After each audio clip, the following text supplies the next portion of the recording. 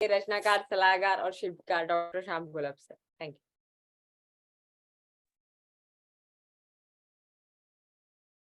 दोस्तों नमस्कार, मैं डॉक्टर श्याम गोलब फिर से एक बार आपका इस ट्रेनिंग सेशन में स्वागत करता हूं। मैं आशा करता हूं कि आप सभी लोग स्वस्थ हैं और आप अपने साथ अपने परिवार का यानी घर का परिवार और एमसीएल परिवार दोनों का ख्याल रख रहे हैं। मैं ये भी उम्मीद करता हूं कि आप सभी लोग 1 घंटा बहुत अच्छी एक्सरसाइज कर रहे हो, अपने हार्ट अपने लंग को मजबूत कर रहे हो और अपनी इम्यूनिटी को बढ़ा रहे हो। तो चलिए शुरुआत करते हैं आज के इस सेशन के साथ। दोस्तों इस साल एमसीएल ने एक संकल्प रखा है कि भारत में जितने भी ग्राम पंचायत है, जितने भी म्युनिसिपल वार्ड है, हर ग्राम पंचायत में, हर म्युनिसिपल वार्ड में हमें 1 करोड़ का टर्नओवर, 1 करोड़ का रेवेन्यू का निर्माण करना है। आज भारत में लगभग 2,52,000 इतनी ग्राम पंचायत है। लगभग 1, 1.25 लाख, 1.5 लाख तक म्युनिसिपल वार्ड हो सकते हैं। हमने उसको 2 लाख तक पकड़ा है। तो दोनों मिला के लगभग 4.5 लाख यूनिट भारत में है। भारत के कोनों कोनों से लेके हर एक यूनिट में हमें 1 करोड़ का रेवेन्यू का निर्माण करना है। अब ये बिजनेस करना, ये रेवेन्यू करना इसलिए भी जरूरी है कि जिस मिशन के लिए, जिस काम के लिए हमने इस एमसीएल की स्थापना की है, वो काम तभी पॉसिबल हो सकता है जब हम ज्यादा से ज्यादा ये बिजनेस करें। क्योंकि हमें उन सभी चीजों को रिप्लेस करना है जो चीजें आज की तारीख में ग्लोबल वार्मिंग को बढ़ा रही है। वो चीजें, वो प्रोडक्ट्स जो आज की तारीख में हमारा ये पर्यावरण इसको और ज्यादा प्रदूषित कर रहा है। और दोस्तों ये काम जितना ज्यादा हम करें उतना ज्यादा हम अपने मिशन को पा सकते हैं। लेकिन दोस्तों ये जो काम है, ये जो रेवेन्यू का निर्माण करना है, ये बहुत ही अर्जेंट और इंपॉर्टेंट है। उसका कारण यह है कि आज हमारा किसान बहुत ही ज्यादा संकट में है। पिछले 1.5 महीने से हम देख रहे हैं कि जब से होली की शुरुआत हुई है, जब से नया गर्मी का मौसम शुरुआत हुई है, हर दिन कहीं ना कहीं बारिश हो रही है, वर्षा हो रही है। और वो बारिश यानी सिर्फ बारिश नहीं हो रही है, तो तूफान के साथ बारिश हो रही है।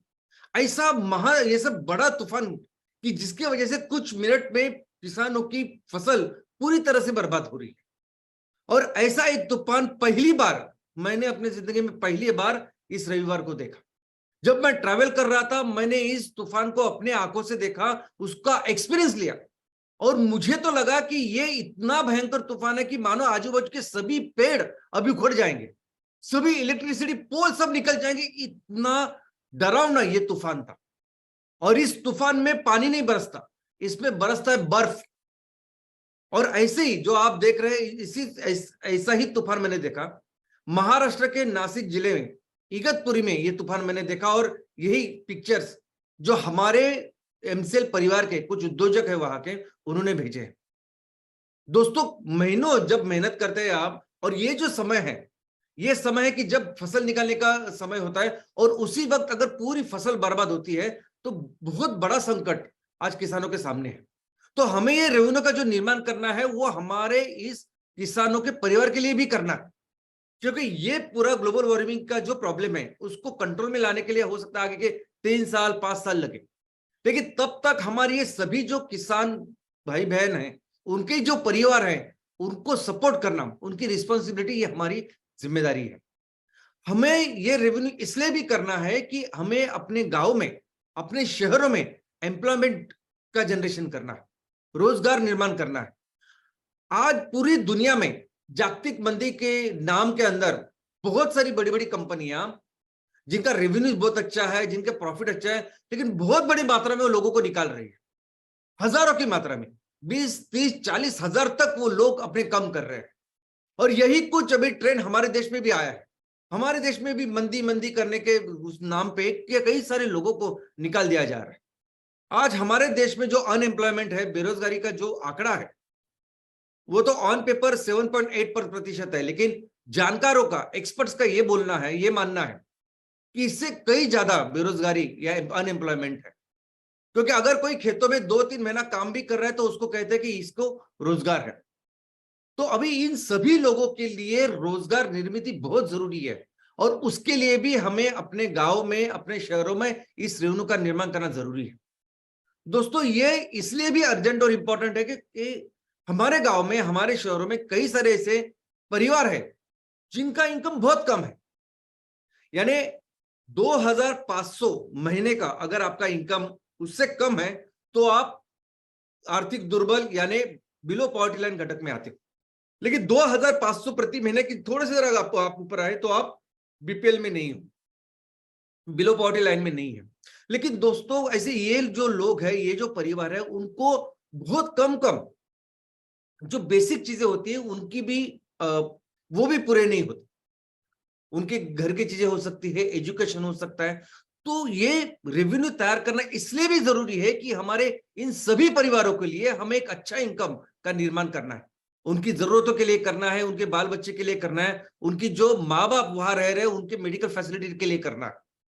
और अगर हमने नहीं किया, अगर हम ये 4.5 लाख करोड़ का माल नहीं बेचते तो कोई फर्क नहीं पड़ेगा, क्योंकि ऑलरेडी हमारे देश में ये 600 लाख करोड़ 300 लाख करोड़ का माल बेचा जा रहा है, जो पूरी हमारी जीडीपी है। हमारे देश में 300 से ज्यादा 320 का आंकड़ा पिछले महीने दिया गया था, तो 320 लाख करोड़ की वस्तुएं सेवाएं यहां बेची जा रही है। और उसकी तुलना में अगर हम बात करें तो 4.5 लाख करोड़ यानी 1.5% से भी कम है। लेकिन इससे बहुत बड़ा बदलाव हमारे लोगों के साथ, हमारे जो गांव में रहते उनके ऊपर होने वाला है। लेकिन अगर आप, मैं, हम सब मिलके अगर इसको नहीं करते तो भी मार्केट में इसका कोई भी असर नहीं होगा, क्योंकि ऑलरेडी बहुत सारी कंपनियां अपना माल इसको बेच रही है। बहुत सारी कंपनियां, जैसे ईस्ट इंडिया कंपनी आई थी वैसे बहुत सारी ईस्ट इंडिया कंपनी वर्जन 2 आज हमारे देश में ये माल तैयार कर रही है और बेच रही है, अपने अपनी फैक्ट्री में माल तैयार कर रही है और सभी ये पेट्रोकेमिकल की जो गलत चीजें हैं, प्रोडक्ट्स है, वो बेच रही है और बहुत सारा मुनाफा कमा रही है। ये कंपनियां ये माल बेच के मुनाफा कमा के अपने देश में लेके जा रहे हैं। उनको कोई संबंध नहीं है, कोई उनको लेना देना है नहीं कि हमारे किसानों की परिस्थिति या स्थिति आज कैसी है। उनको कोई जिम्मेदारी नहीं है कि वो ज्यादा से ज्यादा एम्प्लॉयमेंट का जनरेशन करे। वो मस्त अपने बड़े बड़े फैक्ट्रियों में मशीनरीज, रोबोट्स, इनके जरिए माल बना रही है और बेच रही है। उनको जरा भी ये देखने की जरूरत नहीं है कि यहाँ लोगों की जो आर्थिक परिस्थिति है या रहन सहन जो है वो कैसे बेहतर करें। ये अपना काम, बिजनेस बहुत अच्छी तरीके से कर रहा है। और दोस्तों, जिसे हम जीडीपी कहते हैं, जीडीपी यानी क्या? तो जीडीपी यानी उस देश का इनकम। वो देश उस एक साल में, 1 अप्रैल से चालू होता है, तो उस पीरियड में, एक साल में जितनी वस्तुओं का निर्माण करे, जितनी सेवाओं को निर्माण करे और उसको बेचे, अपने देश में बेचे, बाहर एक्सपोर्ट करे, जितना ज्यादा से ज्यादा करे उतना देश का इनकम बढ़ेगा। और वही है सकल घरेलू उत्पादन। लेकिन अगर कोई देश बाहर से चीजें मंगाता है अपनी जरूरत पूरा करने के लिए, तो उसकी जीडीपी भी कम होती रहती है। और इस जीडीपी में सब कुछ आता है। यानी आज अगर आप 5 रुपए का, 10 रुपए का बिस्किट का पैकेट लेते हो तो वो भी जीडीपी में आता है। आप अगर अपने लिए 20-30 रुपए का साबुन लेते हैं नहाने का, वो भी जीडीपी में आता है। और हर कोई चीज जो आप अदरवाइज खरीदते हो इस देश में, वो सब कुछ जीडीपी में आता है।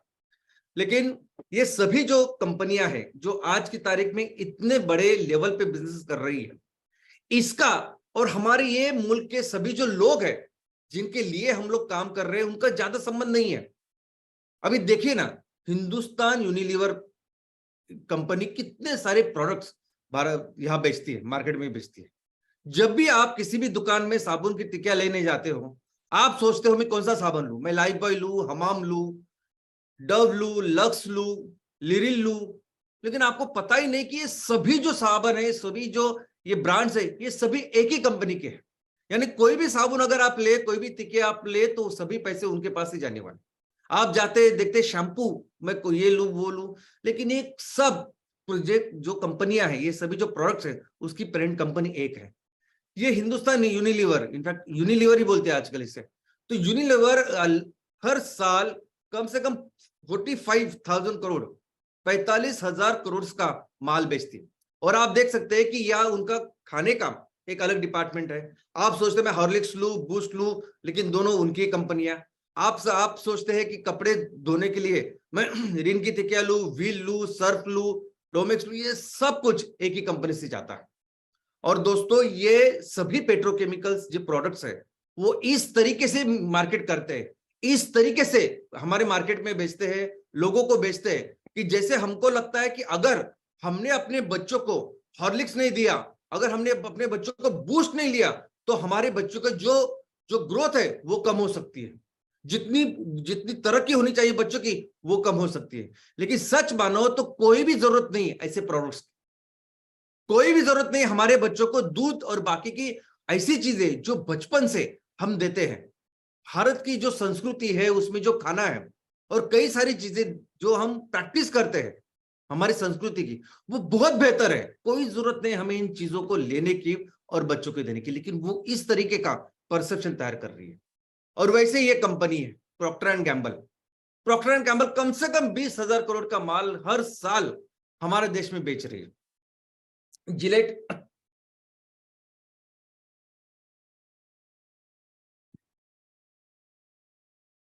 जिलेट भी प्रॉक्टर एंड गैम्बल की कंपनी है। तो दोस्तों ये सभी जो कंपनियां हैं ये आज की तारीख में ये सिर्फ पेट्रोकेमिकल ही नहीं, लेकिन जो अदरवाइज हमारे स्वास्थ्य के लिए अच्छी नहीं, ऐसी भी कंपनियां ऐसे भी प्रोडक्ट्स बेच रही है। यानी ऐसे शैम्पू, ऐसे साबुन जो हमारे स्किन के लिए, बालों के लिए बिल्कुल अच्छे नहीं, कई सारी चीजों की एलर्जी होती है हमें, फिर भी वो बेचते हैं। हमें जरूरत है कि इन सभी प्रोडक्ट्स को रिप्लेस करें ऐसे प्रोडक्ट के साथ जो बेहतर हो, कस्टमर के लिए भी बेहतर हो, हमारे इस पर्यावरण के लिए भी बेहतर हो और हमारे लोगों के लिए भी बेहतर हो। और दोस्तों जीडीपी की जो ग्रोथ है, आज हमारे देश में जितना जीडीपी निर्माण होगा, अनुमान था कि वो 6.4, पहले तो 6.8 था, बाद में 6.4, और अभी परसों की न्यूज है कि ये अनुमान ये बताया गया है आईएमएफ ने कि ये जो आने वाले साल में हमारे भारत की जो इकोनॉमी, जो जीडीपी है वो 6 से कम रहेगी, 5.9 रहेगी। और इसका कारण यह है कि कैसे वो अनुमान निकालते हैं। इसका कारण यह है कि हम बहुत ज्यादा हमारी जरूरतों के लिए बहुत ज्यादा चीजें बाहर से मंगा रहे हैं, इंपोर्ट कर रहे हैं, और जिसकी वजह से फिर हमारी जीडीपी की जितनी ग्रोथ होनी चाहिए वो कम होती है। आज की तारीख में भारत दुनिया की 5वीं सबसे बड़ी इकोनॉमी है, लेकिन इसका मतलब यह है कि हमारे देश में लोग ही इतने रहते हैं। आज हमारे पूरी दुनिया में सबसे ज्यादा लोग आज भारत में रहते हैं। इस साल में हमने चाइना को ऑलरेडी क्रॉस किया ऐसा अनुमान है। आज की तारीख में चाइना से 30 लाख लोग ज्यादा रहते हैं ऐसा एक अंदाज है।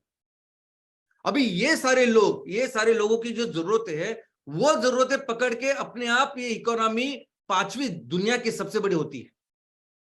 लेकिन प्रति व्यक्ति हमारा इनकम कितना है वो अगर देखोगे तो हमारा जो रैंक है वो 134th है। हमारा इनकम कितना है दोस्तों? हमारा इनकम है $2053। मैं डॉलर क्यों बोलता हूं? क्योंकि उसी भाषा में पूरी दुनिया बात करती है, अमेरिकन डॉलर। तो हमारा जो प्रति व्यक्ति इनकम है वो $2053। इसका मतलब है लगभग 1,60,000, 1,70,000 रुपया साल का, इतना हमारा इनकम है। जबकि जागतिक जो इनकम है, जो ग्लोबल एवरेज है, वो 6 गुना है, 6 गुना ज्यादा है। तो उस जागतिक जो एवरेज है उसके हिसाब से भारत एक डेवलपिंग ऐसा देश है। लेकिन दोस्तों ये जो 2053 का या 1,70,000 का इनकम हमारे देश में प्रति व्यक्ति है, ये भी समान नहीं है। इसमें भी बहुत सारी असमानता है। अगर आप देखोगे तो हमारा जो इनकम है, ये इनकम हाईली अनइक्वल है, बहुत ही असमानता है। इनफैक्ट ऐसा कहा जाता है कि दुनिया में सबसे ज्यादा इनकम की विषमता आज की तारीख में भारत में है। उसका कारण यह है कि 10% लोग जो सबसे ज्यादा अमीर हैं उनके पास ऑलमोस्ट 65% इनकम जाता है। 10% ऊपर के लोग जिनके पास जो अमीर है उनके पास 65% इनकम जाता है, और नीचे वाले जो 90% लोग हैं उनके पास 35% इनकम जाता है। इतना ही नहीं, 1% जो ऊपर का 1% लोग हैं ना, उनके पास 33% इनकम जाता है, और नीचे वाले 50%, आधे लोग इनके पास सिर्फ 5.9% इतना इनकम है। आप समझ रहे इस बात को? हमारे यहां हमारे देश में आधे जो लोग हैं उनके पास सिर्फ 6% से भी कम इतना इनकम जा रहा है, आधे लोगों के पास। और 1% ऊपर है उसके पास 33%, यानी ऑलमोस्ट 6 गुना ज्यादा 1% लोगों के पास है। तो हमारा कर्तव्य है, ये हमारा काम है कि हम ये इनकम सभी को दे, समान इनकम दे, मेहनत करे, बिजनेस करे, और हर परिवार के लिए, हर लोगों के लिए हम एक अच्छा इक्वल ऐसा इनकम का डिस्ट्रीब्यूशन करें, और वो भी है हमारा संकल्प। दोस्तों, आज जो बिजनेस की साइज है हमारे देश की, जो माल हम लोग यहां तैयार करके बेच सकते हैं वो भी कितना बड़ा है, 300 लाख से भी ज्यादा, 300 लाख करोड़ से भी ज्यादा आज की हमारी मार्केट साइज है। जब हम कहते हैं कि प्रति व्यक्ति हमारा इनकम बहुत कम है, प्रति व्यक्ति हमारी जरूरत फिर कम है, ये आज की तारीख है, आज का मार्केट है। सोचिए, ये अगर ग्लोबल एवरेज के लिए भी हम जाए, यानी 6 गुना जब हम लेके जाए, तो ऑलमोस्ट जीडीपी 6 गुना हो सकती है, मार्केट 6 गुना हो सकता है। और आज की तारीख में चाइना एग्जैक्टली वैसे है। हम जितनी 3.5 ट्रिलियन डॉलर की हमारी इकोनॉमी है, चाइना ऑलमोस्ट अभी इस महीने मार्च एंड तक ऑलमोस्ट 20 ट्रिलियन डॉलर तक पहुंच गया है। तो वहां तक हम जा सकते हैं, और इसीलिए आप पोटेंशियल को समझिए। आप समझिए कि मैं क्यों कह रहा हूं कि हमारे हर गांव में, तो हर ग्राम पंचायत में, हर वार्ड में हमें 1 करोड़ का रेवेन्यू तैयार करना है। क्योंकि आज के तारीख में अगर हम एक 4.5 लाख यूनिट को हम डिवाइड करें, तो हर यूनिट में आज की तारीख में 71 करोड़ से ज्यादा रेवेन्यू, टर्न और जीडीपी तैयार हो रहा है। हम नहीं कर रहे हैं तो दूसरा कर रहा है ऑलरेडी। जब हमारा जो जीडीपी है, जो प्रति व्यक्ति पीछे है, तब भी हम लोग हर यूनिट में, हर ग्राम पंचायत, हर म्युनिसिपल वार्ड में ऑन एन एवरेज 71 करोड़ का टर्नओवर कर रहे हैं। और ये टर्नओवर फिर आगे 5 गुना, 4 गुना, 6 गुना होने वाला है। उसकी शुरुआत आज हम कर रहे हैं 1 करोड़ से। तो ये है हमारा पोटेंशियल, ये हमारे देश का पोटेंशियल। तो कैसे एग्जैक्टली हम हर ग्राम पंचायत में और वार्ड में 1 करोड़ का रेवेन्यू कर सकते हैं? तो सबसे पहले तो इसका एक ही तरीका है कि माल को, किसी भी वस्तु को निर्माण करना और उसको बेचना, बाकी दूसरा कोई तरीका नहीं। तो वो कौन सी चीजें हम लोग तैयार करेंगे? तो हम चीजें वो तैयार करेंगे जो हमारे लोग तैयार कर पाए। हम वो चीजें तैयार करेंगे जो हम अपने इस मार्केट में बेच पाए, और उससे हम ये रेवेन्यू जनरेट करेंगे। सबसे पहला देखते हैं कि हमारे देश में हम क्या क्या माल तैयार कर सकते हैं और रेवेन्यू जनरेट कर सकते हैं। मैं आपको बता दूं कि जो भी उत्पादन हम तैयार कर रहे हैं, उसके लिए पूरी दुनिया में जाके हम बेच सकते हैं, ऐसी उसकी डिमांड है। ऐसे प्रोडक्ट्स, ऐसे उत्पादन भारत तैयार कर सकता है। लेकिन अभी देखते हैं डोमेस्टिक, यानी हमारे देश में, हमारे शहरों में हम क्या बेच सकते हैं। सबसे पहले तो ऑफकोर्स जैव ईंधन, बायोफ्यूल्स। बायोफ्यूल्स को जब बेचना है तो हम शुरुआत करेंगे हमारे कुकिंग फ्यूल से, जो चूल्हे के लिए लगता है उस ईंधन के साथ। क्योंकि सरकारी जो आंकड़ा है कि एलपीजी कनेक्शन कितने सारे फैमिली के पास है, तो 30 करोड़ 50 लाख फैमिली के पास है। लेकिन एक्चुअली वास्तविकता यह है कि 43% जो परिवार है वो कोई भी एलपीजी, नेचुरल गैस, कोई भी किसी का भी इस्तेमाल नहीं करता। उनके पास सिर्फ और सिर्फ वो बायोमास और जो कन्वेंशनल फ्यूल है उसका इस्तेमाल करते हैं। बायोमास यानी लकड़ी का इस्तेमाल करते हैं, गोबर का इस्तेमाल करते हैं।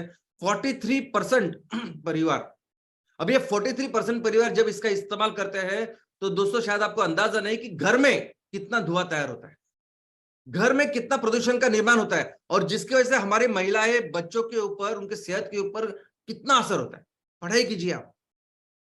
मैं तो कहता हूं, मैं जब भी कोई प्रेजेंटेशन आपको देता हूं, वेबिनार देता हूं, आप पढ़ाई कीजिए, हर चीज के बारे में पढ़ाई कीजिए, तो आपको और अच्छी तरीके से समझेगा। कितने छोटे छोटे विषय है, लेकिन कितना ज्यादा इंपैक्ट उसका हो सकता है। तो हमारा तो एक फोकस है कि हमें पहले इन सारे लोगों को एक स्वच्छ ईंधन देना है, और सिर्फ ईंधन नहीं देना, हमें उनके साथ वो चूल्हा भी देना है, एमकोल भी हमेशा के लिए देना है। लेकिन उसके साथ आज के भी जो लोग हैं, आज के लोग जो एलपीजी का इस्तेमाल कर रहे हैं, उनको भी हमें एलपीजी को रिप्लेस करना है। आज ये एलपीजी जो है 75 रुपए प्रति केजी है। किसी भी डोमेस्टिक मार्केट या किसी भी घर का जो सिलेंडर आता है 75 रुपए किलो है, और अगर कमर्शियल में जाएंगे तो 110 रुपए किलो है। और ऊपर से ये इतना रखने के लिए बिल्कुल सेफ नहीं है। कई ज्यादा तो इस सिलेंडर के स्फोट की वजह से कई सारे हादसे होते हैं। तो हम तो अपने ग्राहकों को एक ऐसा ईंधन देंगे जो बहुत ही सस्ता होगा, 15-20 रुपए वाला ईंधन उनको हम देंगे, ऊपर से ये पूरी तरह से सुरक्षित रहेगा।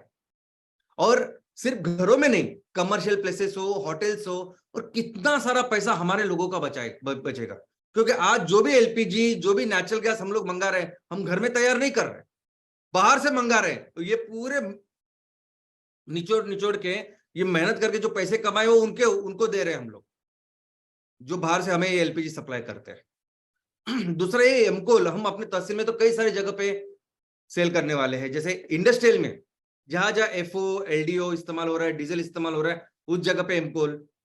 कमर्शियल प्लेसेस में जहां बॉयलर है, फर्नेसेस है, वहां एमकोल का इस्तेमाल होने वाला है। बिजली तैयार करने के लिए तो बहुत बड़े स्केल पे बिजली हो, या छोटे से स्केल में जैसे डीजी सेट होता है, ऐसे डीजी सेट भी एमकोल के ऊपर बन के हम देने वाले हैं। इसके अलावा जो एमसीएनजी है, एमसीएनजी तो हर तरह के डीजल पेट्रोल के व्हीकल को हम उस ईंधन को रिप्लेस करेंगे हमारे एमसीएनजी के साथ। यानी टू व्हीलर से लेके बस तक और रिक्शा से लेकर ट्रक तक हर गाड़ी चल सकती है एमसीएनजी के ऊपर। और ये फॉसिल सीएनजी, ये डीजल पेट्रोल को पूरी तरह से हम लोग इसका निर्मूलन कर सकते हैं। लेकिन ये जैव ईंधन जो चीज है, इस जैव ईंधन के लिए बनने के लिए, फैक्ट्रियां लगाने के लिए, उसको उस मात्रा में तैयार करने के लिए वक्त लगने वाला है। क्योंकि जितनी जरूरत आज हमारे गांव में है, तहसीलों में, शहरों में है, तो उस क्वांटम तक, उस क्वांटिटी तक जाने के लिए वक्त लगेगा। इंफ्रास्ट्रक्चर तैयार करने के लिए वक्त लगेगा, और फिर उसका रेवेन्यू तैयार करने के लिए भी वक्त लगेगा।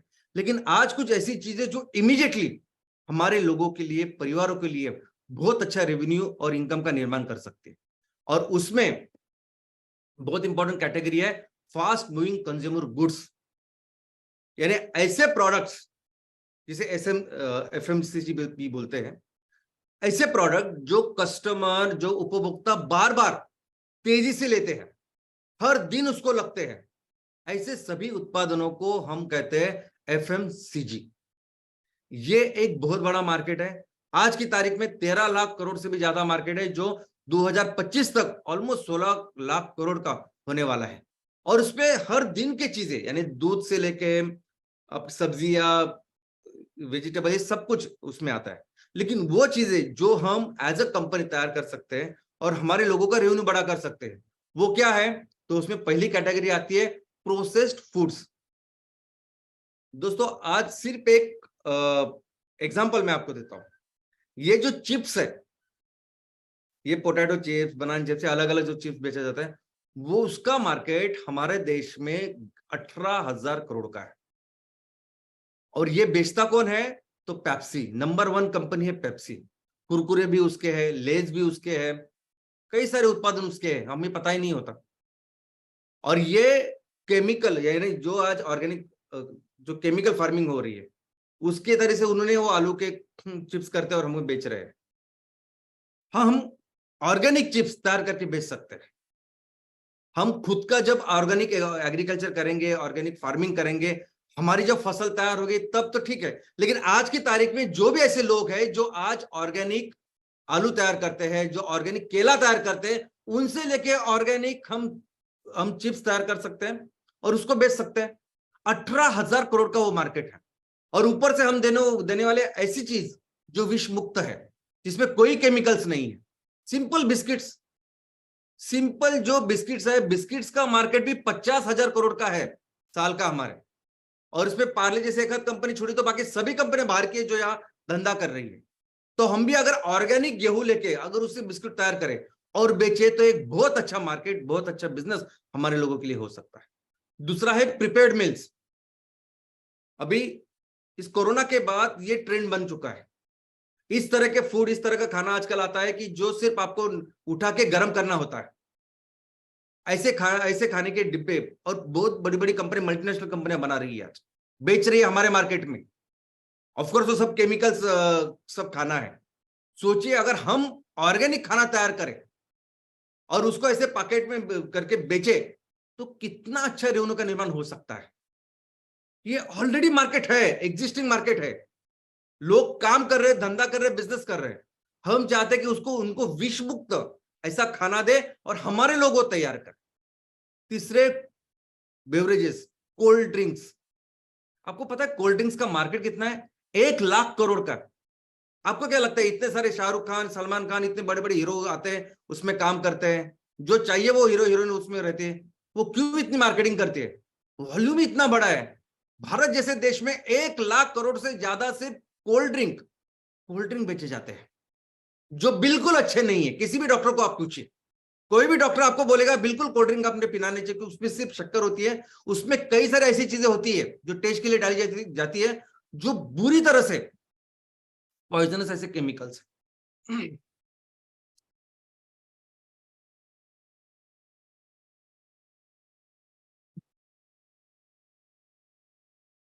कभी कभी उनमें लेड, आर्सेनिक ऐसी चीजें भी पाई जाती है। तो क्यों ना हम इन सभी जूसेस को एक हेल्दी चीज जूसेस के साथ हम रिप्लेस करें, ऐसे जूसेस जो लोगों को अच्छे भी लगे, जो लोगों को पीने के लिए अच्छे लगे, उनकी सेहत का ख्याल रखे और बाकी पर्यावरण का भी ख्याल रखे। इतना बड़ा मार्केट आज हमारे देश में है, 1 लाख करोड़ का। उसके अलावा ये बेक फूड, आज ये सिंपल ब्रेड्स है, कुकीज है, कितना बड़ा लोकल मार्केट भी हो सकता है। 100% ऑर्गेनिक गेहूं के साथ अगर हम ब्रेड बनाए तो कितना अच्छा मार्केट, बिकॉज ऑलरेडी यूरोप में, बाकी कुछ जगह पे ऑलरेडी ऐसे ब्रांड है जो 100% ऑर्गेनिक ब्रेड में और बहुत महंगे बेचे जाते हैं। हमको महंगे नहीं बेचने, लेकिन वो बेचने हैं, और ये केमिकल जो है ये ब्रेड उसको रिप्लेस करना है। दोस्तों इसके अलावा एक बहुत बड़ा मार्केट है दवाइयों का। ऐसी दवाइयां जिसके लिए प्रिस्क्रिप्शन नहीं लगता, यानी आप मेडिकल में जा सकते हो और उनको ले सकते हो। ऐसी जो दवाइयां है ओवर द काउंटर, ये दवाई का मार्केट भी 1 लाख करोड़ का है। यानी पेन बाम हो गए, ये घुटनों वाला तेल हो गया, ये पीठ का तेल हो गया, या कोई टैबलेट होती है, in fact multivitamin capsule, multivitamin tablet ये भी आते हैं। ये भी आपने देखे होंगे कि बड़े बड़े स्टार इसकी मार्केटिंग करते हैं, क्योंकि ये बिजनेस भी बहुत बड़ा है, हमें पता नहीं चलता। छोटे छोटे इसमें आपको लगता है कि 2 रुपए की, 5 रुपए की टैबलेट आपने खरीदी थी, क्या खरीदी, लेकिन दोस्तों इसका वॉल्यूम इतना बड़ा है। लोग ये हमारे यहाँ इतने सारे रहते हैं, यहां भी बाहर की कंपनी आके धंधा कर रही है, बहुत ज्यादा हजारों करोड़ का माल तैयार करके बेच रही है हमें, और इससे कई गुना ज्यादा जो उत्पादन है वो हमारे आयुर्वेदा का है। कई सारे ये जो तेल है, जो दर्द के तेल हो सकते हैं, या मालिश के तेल हो सकते हैं, या दवाइयां हो सकती, इतनी अच्छी अच्छी चीजें हैं।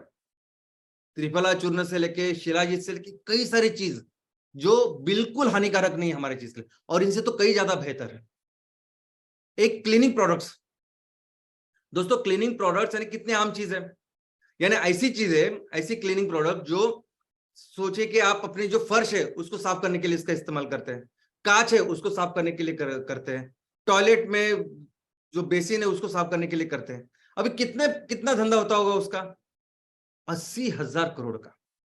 एक ही कंपनी है, जो कंपनी पूरी भारत में उसका कंट्रोल है, इसका सब केमिकल्स है, पूरी तरह से पेट्रोकेमिकल से बने हुए इनके उत्पादन है, जो हम ऐसे खरीदते हैं और सब खरीदते हैं इसको। यार सिर्फ अमीर खरीदते हैं क्या? नहीं, नॉर्मल कॉमन छोटे घर वाला भी सब लोग इसको खरीदते हैं। 80,000 करोड़। और इस सभी चीजों को हम रिप्लेस कर सकते हैं ऑर्गेनिक चीजों से, ऐसी चीजें जो हमारे वनस्पति से बनेगी, खेतों से बनेगी, और ये बहुत ही अच्छा ऐसा रिजल्ट भी देगी। इनके बाद खत्म धोने के बाद जो पानी निकलेगा वो भी पानी बाकी के दूसरे पानी को खराब नहीं करेगा जैसे ये करते हैं। ये जो केमिकल है एक बार आपने धोने के बाद जो निकलता है वो ऐसा प्रदूषण है, बाद में कहीं तो जाके वो समुद्र को या किसी दूसरे पानी के स्रोत को खराब कर सकते हैं, लेकिन हमारा नहीं। और ऐसा 80,000 करोड़ का बिजनेस आज हमारे देश में जिसको हम कर सकते हैं, आप, मैं, हम सब लोग मिलकर कर सकते हैं। इसके अलावा कॉस्मेटिक्स का ऑलमोस्ट 2 लाख करोड़ का बिजनेस है, 2 लाख करोड़ का रेवेन्यू है। ये बहुत बड़ा नंबर है, 2 लाख करोड़।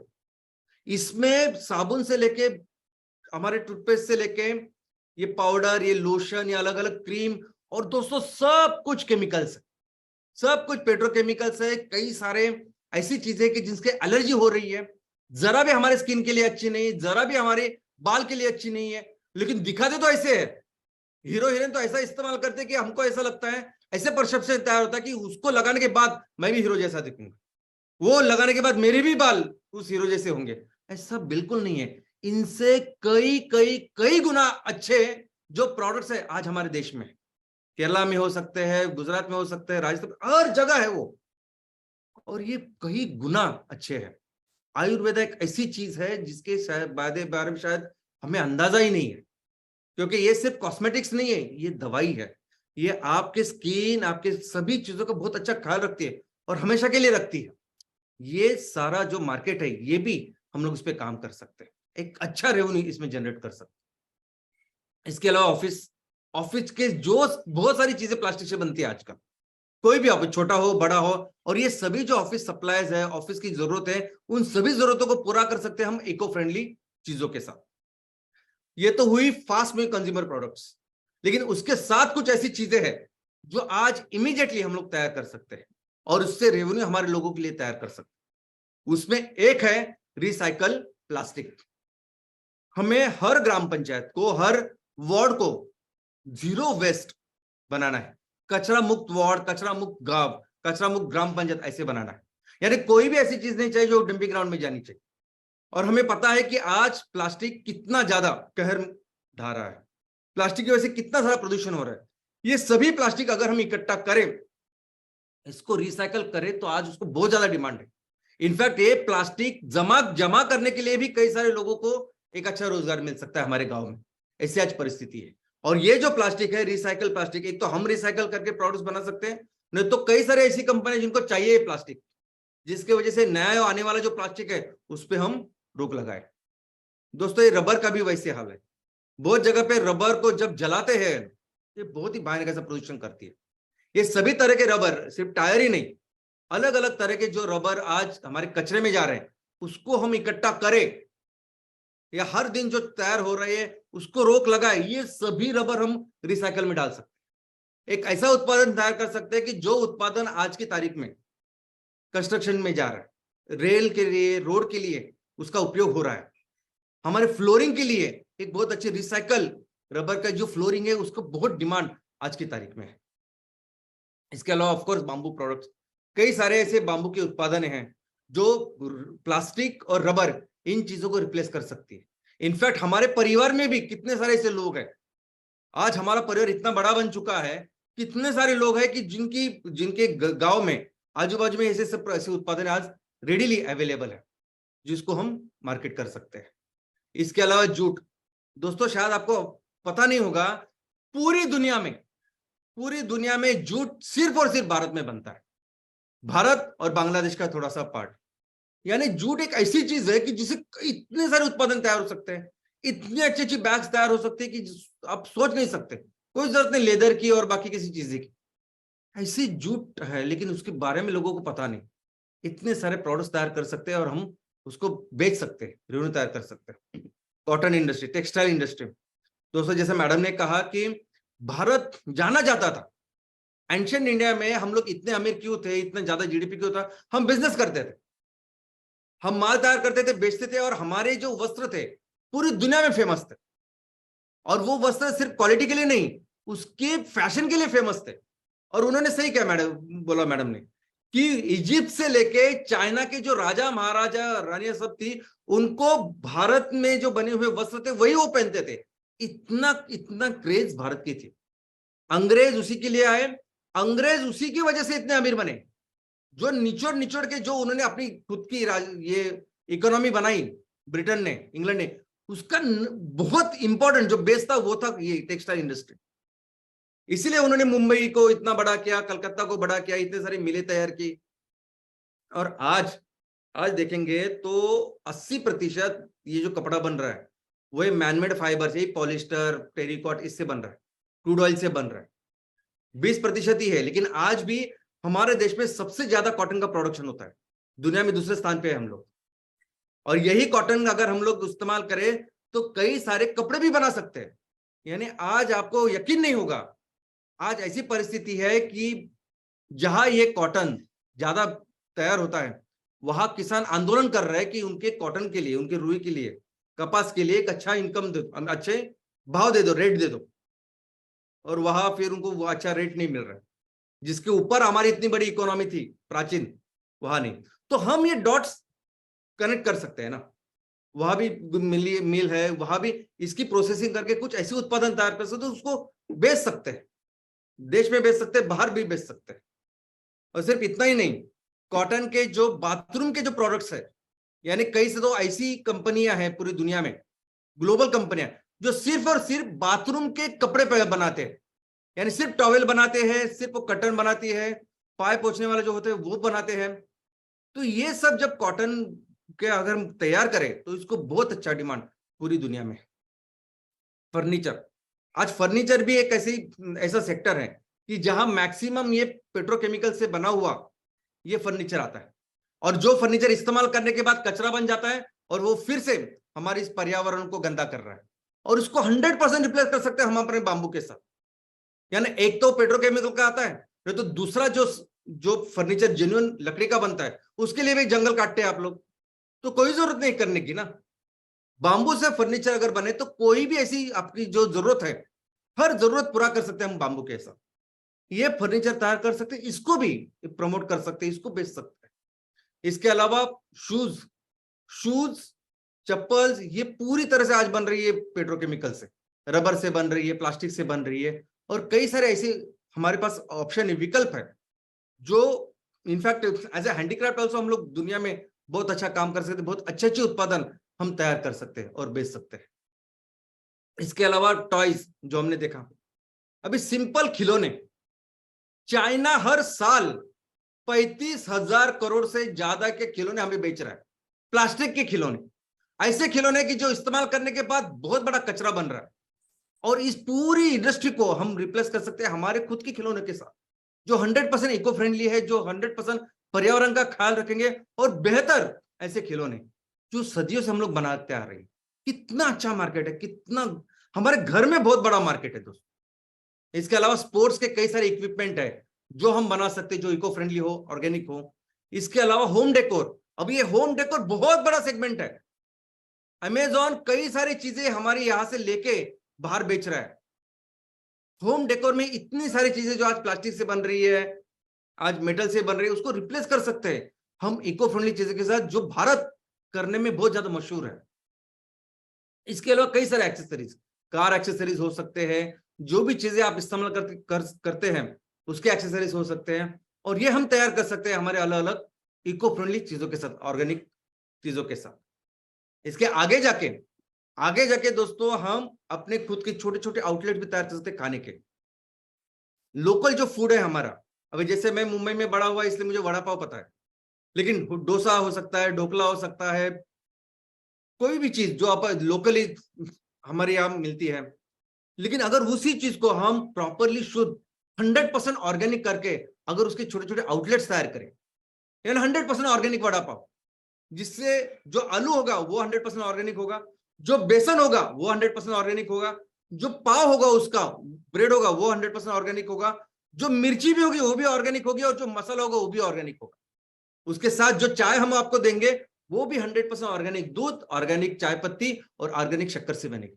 मुझे बताइए, अगर एक ऐसा सिंपल हमने तैयार किए तो भी कितना अच्छा रेवेन्यू हमारे लोग ले सकते हैं। क्योंकि आज के तारीख में मैकडोनल्ड है, वो KFC है, हजारों करोड़ का बिजनेस कर रही है लोग, और हजारों करोड़ का पैसा जनरेट कर रही है, प्रॉफिट जनरेट कर रही है हमारे देश से।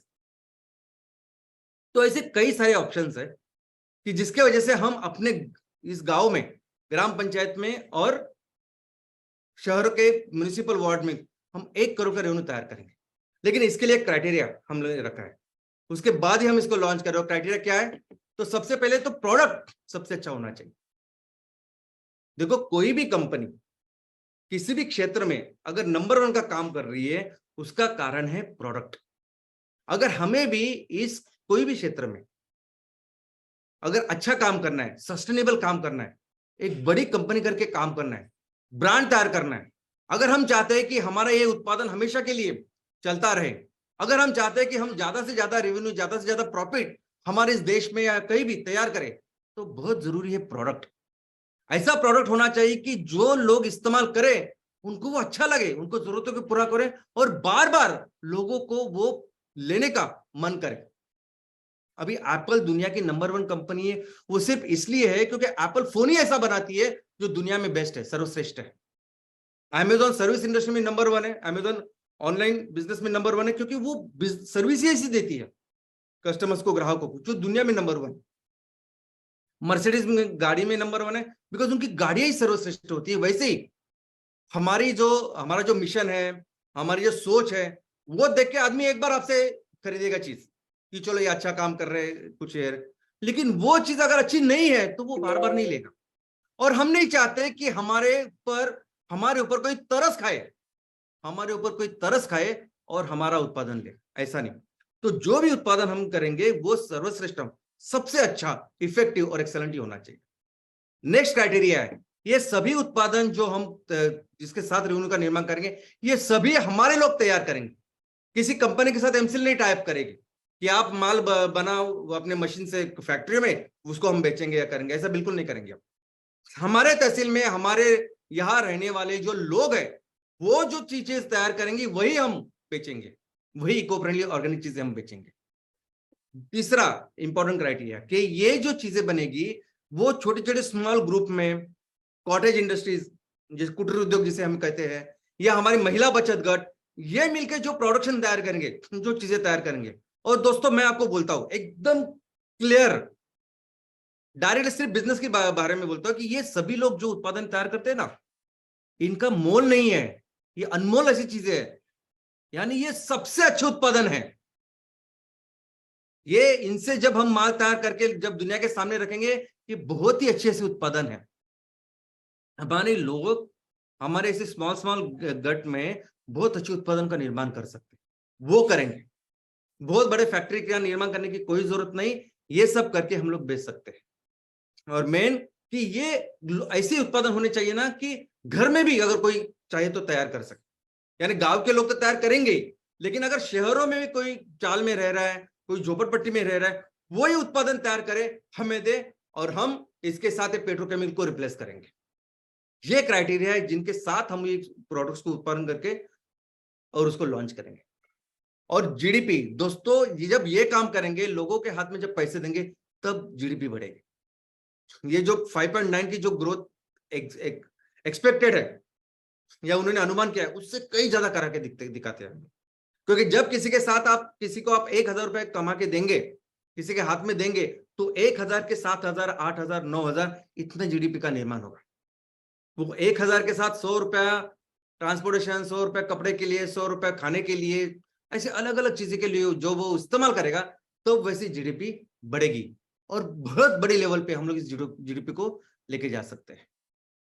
लेकिन इसके लिए सिर्फ ये जो चीजें हमारे घर में हमारे लोग बनाएंगे, इन चीजों को ग्लोबल मार्केट भी है।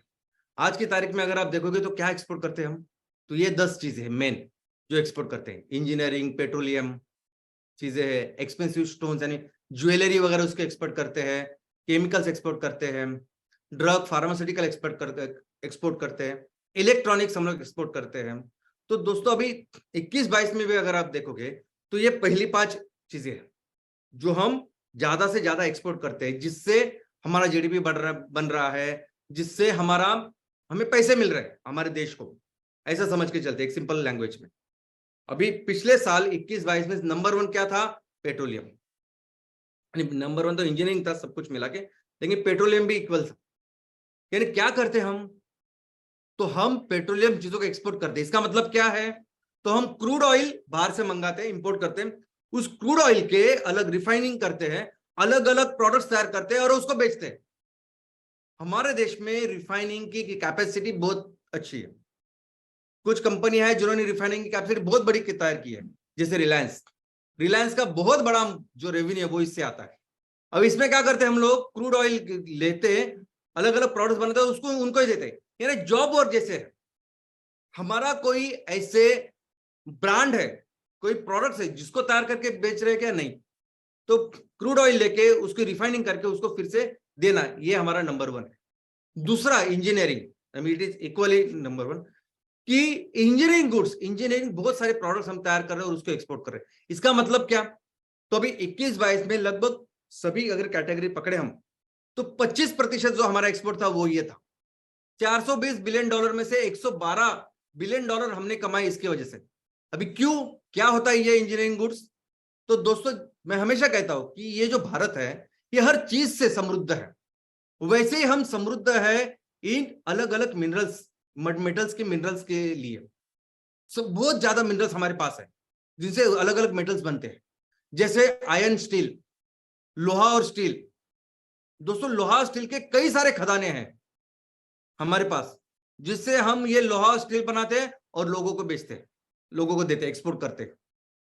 क्या क्या एक्सपोर्ट करते हैं हम लोग? तो ऑटोमोबाइल के पार्ट्स है, मशीन के पार्ट्स है, स्टील के पार्ट्स है, वो करते हैं। और सिर्फ फेरस नहीं, नॉन फेरस मेटल यानी एल्यूमिनियम, कॉपर, लेड, ये भी ऐसी कुछ मेटल्स है जो हमारे देश में बहुत सारे होते हैं, वो भी हम लोग मेटल्स तैयार करते हैं, वो देते हैं। बहुत बार तो ऐसा होता है कि इस मेटल्स के जो ओर्स होते हैं, रिफाइनिंग नहीं, क्रूड ऐसे मेटल, वो देते हैं, और वो बाहर के देश के लोग फिर उसको साफ करके उसको उससे मेटल्स बना के फिर उसको इस्तेमाल करते हैं। तो ये हमारा काम इसलिए कर रहे हैं हम लोग एक्सपोर्ट, क्योंकि वो उसमें हम लोग कुदरत ने दी हुई वो देने हैं हमारे लिए। तीसरा काम क्या है जिसकी वजह से हम ज्यादा पैसा कमाते हैं? वो है एक्सपेंसिव स्टोन्स एंड ज्वेलरी। अभी इसमें क्या करते हैं हम लोग कि ये जो हीरे जवाहिरात है, ये सोना जो है, वो क्रूड में हम लोग लेके आते हैं, इंपोर्ट करते हैं, फिर उसको अच्छी तरह से तराशते हैं। जो हैंडीक्राफ्ट जिसे बोल सकते हैं, हस्तकला जो हमारे पास है, जो दुनिया में किसी के पास नहीं, उसमें अच्छे अच्छे दागिने हम लोग तैयार करते हैं और उनको फिर एक्सपोर्ट करते हैं। और ये जो हमारी कला है वो दुनिया में किसी के पास नहीं। ऑलमोस्ट 7% जीडीपी इससे बनता है। आज की तारीख में 50 लाख लोग ऑलमोस्ट इससे काम करते हैं।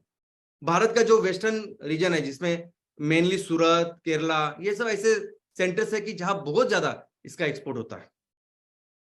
इसके अलावा ड्रग, फार्मास्यूटिकल्स, यानी हमारे देश में साइंटिस्ट, हमारे देश में डॉक्टर्स, अच्छे डॉक्टर्स, हमारे देश में ऐसे लोग कि जो ज्यादा अच्छी तरीके से रिसर्च कर सकते हैं, ये बहुत है। आई मीन ये हमारे पास एक जो रिसोर्स है ये भी काफी सारा डेवलप्ड है। ह्यूमन रिसोर्स अगर आप देखोगे, ब्रेन का रिसोर्स अगर आप देखोगे, तो भारतीय जो लोग है वो बहुत ज्यादा डेवलप्ड है। और यही तो कारण है कि बाहर जाके ये लोग बड़े बड़े कंपनियों के सीईओ हैं।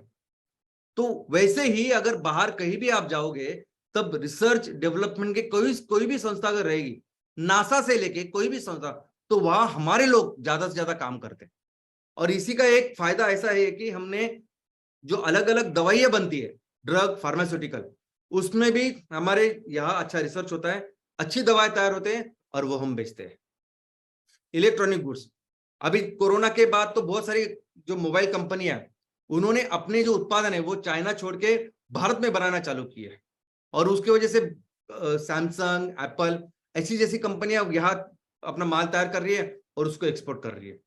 परसों की न्यूज है कि Apple just cross $5 billion mark, यानी एप्पल ने भारत से 40,000 करोड़ से भी ज्यादा माल का उत्पादन किया और उसको एक्सपोर्ट किया। सैमसंग ने भी ऑलमोस्ट 3 से $3.5 बिलियन का माल तैयार किया, उसको एक्सपोर्ट किया। तो इसमें हमारा काम क्या है? जॉब वर्क जैसा ही कि हमारे यहाँ लोग हैं वो सब कर रहे हैं। टेक्सटाइल में भी अगर आप देखोगे तो टेक्सटाइल की कई सारी चीजें हम एक्सपोर्ट करते हैं, लेकिन उसमें ये क्रूड जो कपड़ा होता है वो सबसे ज्यादा है। कोई ब्रांड नहीं है जो हम लोग डेवलप कर रहे हैं और दे रहे हैं। सर्विस सेक्टर ये एक ऐसा सेक्टर है कि जिसमें हम अच्छा काम कर रहे हैं। ये सर्विस सेक्टर में कुछ ऐसी कंपनियां हैं ग्लोबल जो अपने ब्रांड को, अपने कंपनी को, अपने सर्विसेज को बड़ा कर रही है, जिसमें टीसीएस, जिसमें विप्रो, और ये कंपनियां कई सारे मल्टीनेशनल कंपनियों को सर्विसेज दे रही है। अब ये भी अपना एक रिसोर्स है, अपनी एक ताकत है कि जिसमें लोग अच्छी सर्विसेज, अच्छा रिसर्च डेवलपमेंट करके उनको दे रहे हैं।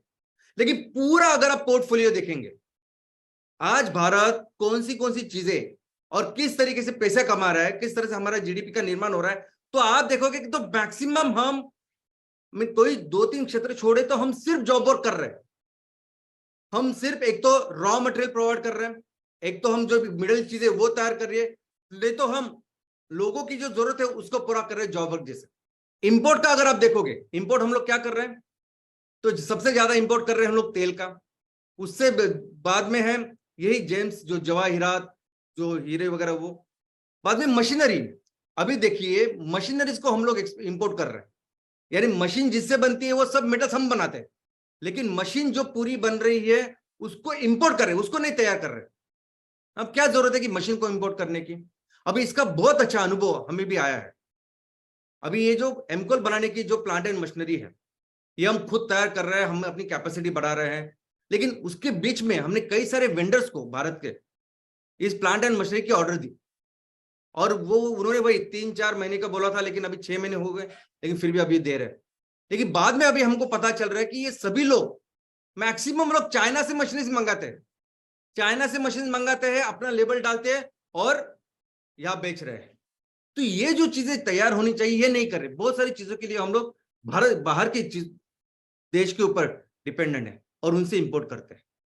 और दोस्तों इसीलिए जो हमारी आज जो कैपेसिटी है वो डेवलप नहीं हो रही है।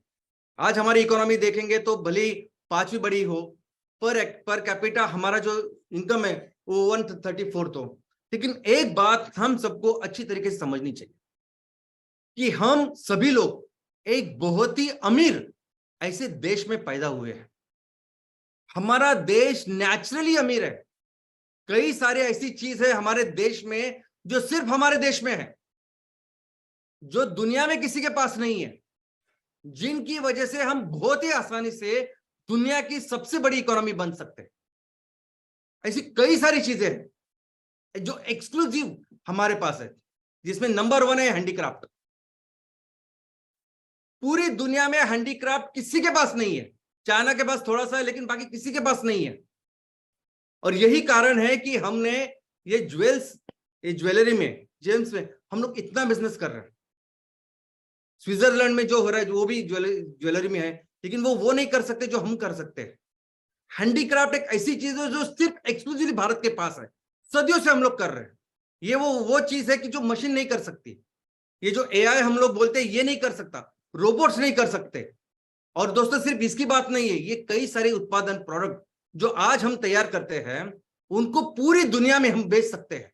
एक्सक्लूसिव ये हमारा है, हमारी मोनोपोली आप समझ सकते हैं ये है। और एक बहुत बड़े रेवेन्यू का, जीडीपी का निर्माण हम इससे कर सकते हैं। दूसरी जो सबसे बड़ी ताकत है वो है एग्रीकल्चर। आज पूरी दुनिया जाना चाहती है सस्टेनेबिलिटी के राह पर। पूरी दुनिया को लगता है कि हम ऐसी चीजों का निर्माण करें और इस दुनिया को महफूज रखें। और ऐसी सस्टेनेबल प्रोडक्ट्स अगर आपको चाहिए तो वो सिर्फ आ सकती है खेती से। और दुनिया में किसी देश के पास इतनी खेती नहीं जितने भारत के पास है। दुनिया में किसी के पास इतने लोग नहीं है जो खेती में काम करते हैं जो भारत के पास है। और एक बहुत बड़ी ताकत ये आज हमारी है। आज भले ही हमारा किसान इस संकट में हो, आज भले ही हर दिन हम देख रहे हैं कुछ ना कुछ हो रहा है, लेकिन ये बहुत ही टेम्पररी है दोस्तों। आने वाले दिनों में जो भविष्य है वो सिर्फ और सिर्फ किसान का है और सिर्फ खेती का है। आने वाले दिनों में जो अलग अलग प्रोफेशन है, क्या बनना है आपको बड़े होके, कौन सा ऐसा प्रोफेशन कि जिससे सबसे ज्यादा पैसा मिलेगा, तो आने वाले दिनों में वही खेती होने वाले है। और ये किसान जो आज खेती कर रहे हैं वो सबसे अमीर कम्युनिटी हमारे देश में होने वाली है। इसके अलावा लोग भी एक बहुत बड़ी ताकत है। आज हम दुनिया में नंबर 1 है लोगों के लिए। सबसे ज्यादा लोग हमारे यहाँ रहते हैं, आबादी हमारे यहाँ। लेकिन ये आबादी ऐसी नहीं है, ये बहुत काम की उपयोग ऐसी आबादी, बहुत ज्यादा ब्रेन से डेवलप्ड है हम लोग। सिर्फ यही नहीं तो ये सभी लोग इस तरीके के कारीगर है, इस तरीके की चीजें बना सकती है जो बाहर के देश के लोग नहीं बना सकते। बाहर के देश के लोग मशीन में कुछ कर सकते जैसे चाइना के लोग कर रहे हैं, लेकिन ये ऐसी चीजें जो नहीं कोई कर सकता, जो हम मैक्सिमम तैयार कर सकते हैं और पूरी दुनिया को आज सेल कर सकते हैं। हमारी ताकत है आयुर्वेदा। दोस्तों आपको अंदाजा ही नहीं कि आयुर्वेदा क्या है। जितनी भी उपचार पद्धति आज दुनिया में है उसकी मां कहलाता ही है आयुर्वेदा। आयुर्वेदा इतना ज्यादा डेवलप्ड इवॉल्व्ड है। ये जो आधुनिक मेडिकल साइंस हम लोग कहते हैं ना, ये सिर्फ 200 साल पुराना है। लेकिन आयुर्वेदा जिसके मेडिसिन और सर्जरी ऐसे 2 विभाग है, मेडिसिन ये जो विभाग है वो 1200 सालों में इवॉल्व हुआ है। सर्जरी जो डिपार्टमेंट है वो 600 सालों में इवॉल्व हुआ है। ऐसी कई सारी चीज जो आज की तारीख में मेडिकल साइंस को पता ही नहीं कि किसकी वजह से हो रहा है। इसलिए इडियोपैथिक बोलते हो। कई सारी बीमारियां हैं कि जिनको उपचार पता नहीं है। एलर्जी है, कैंसर है, कितनी सारी चीजें हैं जो हमें पता नहीं कि उसका क्या उपचार होना चाहिए। ये पूरा आने वाले दिनों में आयुर्वेदा सोल्यूशन देगा। आयुर्वेदा आने वाले दिनों में पूरी दुनिया के लिए एक बहुत बड़ा वरदान होने वाला है। ये बहुत बड़ी ताकत भारत की दुनिया के सामने प्रस्थापित होने वाली है। और इसका एक बहुत छोटा सा एग्जांपल आपके सामने है, और वो है योगा। योगा जिसने भी इस्तेमाल किया, जिसने भी इसको उपयोग किया, उसको पता चला कि योगा क्या है। क्या है? सब एक्सरसाइज एक तरफ और योगा एक तरफ है। शारीरिक मानसिक हर चीज के लिए योगा है। और योगा आज की तारीख में अगर आप देखोगे तो दुनिया के सभी सेलिब्रिटीज, यानी सिर्फ भारत में जो रहते हैं वो हीरो हीरोइन या जो सेलिब्रिटी, वही नहीं, पूरे अमेरिकन, जो अमेरिकन के जितने भी सेलिब्रिटी वो योगा तैयार करते हैं, योगा प्रैक्टिस करते हैं। और सिर्फ अमेरिका नहीं, दुनिया में कई सारे देश, अमेरिका से लेके पाकिस्तान तक लोग योगा फॉलो करते हैं। तो ये आयुर्वेदा का एक सिंगल छोटा सा फैसेट है, चेहरा जो आपने देखा हुआ है। सोचिए अगर इसी आयुर्वेदा को जब हम डेवलप करेंगे और एक उपचार पद्धति, एक मेडिसिन करके जब आएंगे ना, एक बहुत बड़ी इंडस्ट्री होने वाली है। और दोस्तों आप एक बात में हमेशा ख्याल रखिए, एक बात को कभी ना भूलिए कि हम बहुत ही ज्यादा अमीर देश में पैदा हुए हैं। हम नेचुरली दुनिया की सबसे बड़ी इकोनॉमी, नेचुरली ऐसी चीज है हमारे पास जो दुनिया में किसी के पास नहीं है। हम आसानी से अभी दुनिया की नंबर 1 की इकोनॉमी होने वाले, क्योंकि ये चीजें सदियों से लोगों ने सैकड़ों सालों में तैयार की हुई है, जो धरोहर जिसके हमारे पास है। अभी देखो ना, सामने मैं आपको एग्जांपल देता हूं। अमेजॉन, कितने दिन हो गए वो भारत में आकर बिजनेस शुरू करके ऑनलाइन। अभी उसने शुरुआत किया हैंडीक्राफ्ट बेचने की। आज की तारीख में अमेजॉन $5 बिलियन का, यानी 40,000 करोड़ के ऊपर तो सिर्फ हैंडीक्राफ्ट बेच रहा है। उसको पहले पता नहीं था, शायद पहले 3 साल लगे उसको 1 बिलियन का माल बेचने के लिए, दूसरा बिलियन 17 महीने में। लेकिन आज की तारीख में 40,000 करोड़ से ज्यादा सिर्फ हैंडीक्राफ्ट बेच रहा है। और उसने क्या लक्ष्य बनाया कि मुझे सिर्फ 40,000 नहीं, मुझे 2.25 लाख करोड़ का, यानी 5 गुना 4 गुना इतना माल बेचना है। ये अमेजॉन इतना करता है, और क्या बेचता है? ये वही बेच रहा है जो चीजें अभी हमने देखे ना, वही बेचता है अमेजॉन। कोई जो हम हुनर हाथ में देखते हैं, बाकी छोटी छोटी चीजें देखते हैं ना, वही अमेजॉन बेच रहा है इतना बड़ा। तो दोस्तों ये ताकत मैं आपको बताना चाहता हूं कि हमारे इसमें ताकत, जैसे लोगों को पता चलेगी सस्टेनेबल चीजों के बारे में, इको फ्रेंडली चीजों के बारे में, बहुत बड़े रेवेन्यू का, जीडीपी का, प्रॉफिट का निर्माण होने वाला है। सवाल यह है कि करेगा कौन? आज भारत में ये बिजनेस हमने करने चाहिए, लेकिन कर रहा है अमेजॉन। वैसे ही खेतों में कल जाके खेती सबसे बड़ा रिसोर्स है, और हम चाहते हैं कि ये सभी बिजनेस हमारे लोग करें। और इसलिए एमसीएल बहुत बार वो डिसीजन लेती है कि जो डिसीजन हमारे लोगों के हित में हो। हम नहीं चाहते कि हमारा भविष्य, हमारा ये पूरा बिजनेस, इसकी धरोहर फिर से किसी अंग्रेजों के हाथ में चली जाए। इसलिए हम लोग ये काम कर रहे हैं, और जिस तरीका, जो हमारा काम करने का तरीका है, वो इसलिए है। और दोस्तों ये जो बात है, जब एमसीएल, देखिए अमेजॉन एक ऑनलाइन प्लेटफॉर्म है जिसके वजह से वो प्रोडक्ट्स तैयार कर रहा है और बेच रहा है। इमेजिन एमसीएल क्या करेगी। एमसीएल जब हर गांव में, हर घर में जाके लोगों से अलग अलग उत्पादन, जो इस पेट्रोकेमिकल को रिप्लेस करेंगे, जो इस धरती का ख्याल रखेंगे, इको फ्रेंडली ऐसी चीजों का निर्माण करेगी, हर चीज का। आप सोचिए क्या करेंगे जब गांव में, घर घर में, शहरों में, हर घर में जाके अगर वस्तु का निर्माण होगा, तो सोचिए एमसीएल क्या करेगी। और जिसको पूरी तरह से पता है भारत क्या चीज है, उसको पूरी तरह से पता है कि हमारे चीजों के बारे में, प्रोडक्ट्स के बारे में क्या कर सकते हैं हम लोग, जो ऑनलाइन कर सकते, उससे कई गुना ज्यादा आज हमारी ताकत है, भारतीयों की ताकत है। और ये जो संकल्प है, ये संकल्प सिर्फ वो रेवेन्यू का नहीं है कि हमें हर ग्राम पंचायत में, वार्ड में 1 करोड़ का रेवेन्यू जनरेट करना। ये संकल्प रेवेन्यू का है ही नहीं। हम जानते हैं कि हमारी ताकत ही इतनी है कि हम सिर्फ राइट डायरेक्शन में, सही दिशा में काम करें तो अपने आप हम रेवेन्यू जनरेट करेंगे। क्या संकल्प है आज हमारा? तो हमारा संकल्प है 100% एम्प्लॉयमेंट जनरेशन का।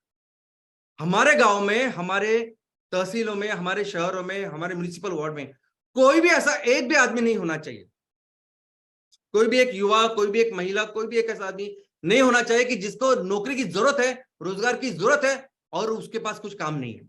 वो हमारी जिम्मेदारी, 100% रोजगार का निर्माण करना, 100% लोगों को रोजगार देना, ये हमारा असली संकल्प है। दोस्तों हमारा असली संकल्प यह है कि हर परिवार को एक अच्छा इनकम मिले, एक अच्छा इनकम मिले, जिसकी वजह से उनकी पूरी जरूरत पूरे हो। आई मीन अच्छे जूते हो, अच्छे वस्त्र हो, घर के लिए जो जरूरी चीजें वो मिले, जो शिक्षा के लिए चाहिए, मेडिकल फैसिलिटी की चाहिए, वो उनके लिए मिले।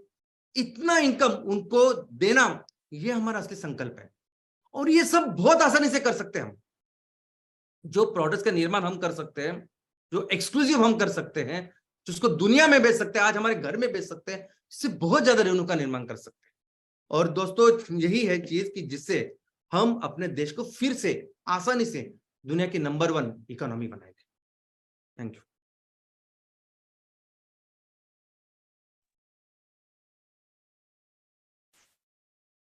भारत को विश्व की नंबर 1 इकोनॉमी बनाने का जो बीड़ा एमसीएल ने उठाया है, उसका और एक गौरवान्वित पन्ना श्याम सर ने हमारे सामने पेश किया। So good morning MCL India परिवार।